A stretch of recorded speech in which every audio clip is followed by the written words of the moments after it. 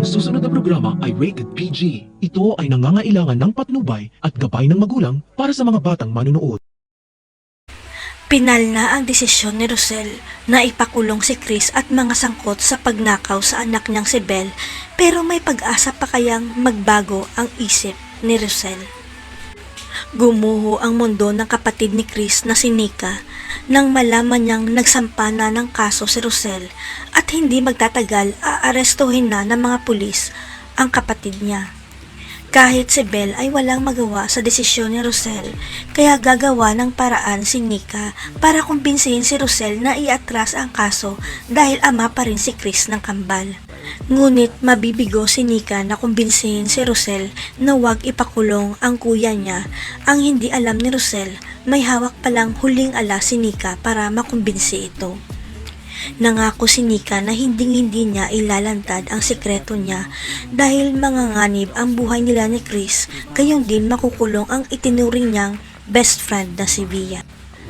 Dahil ang hindi alam ng lahat, sinundan pala ni Nika ang sasakyan ni Via nang itinapon nila ni Melania si Darius at nakita ni Nika na buhay pa pala si Darius dahil gumalaw ito.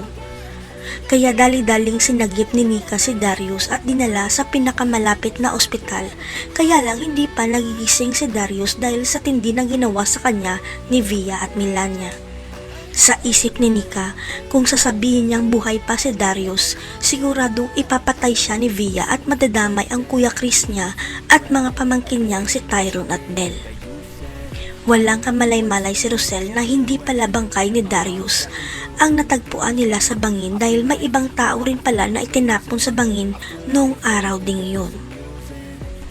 Pero hindi na kayang manahimik pa ni Nika kung nakasalalay ang buhay ng kanyang kapatid, kaya pupuntahan niya si Rosel at sasabihin na buhay pa ang asawa nitong si Darius. Ito lang ang nakikitang paraan ni Nika para magbago ang isip ni Rosel na huwag na ipakulong si Chris dahil siya ang nagligtas sa buhay ng asawa niyang si Darius. Hindi na kaya makukulong si Chris dahil iniligtas ni Nika si Darius. Si Via at Melania kaya ang makukulong dahil buhay pa si Darius. Abangan. I can feel the sweat.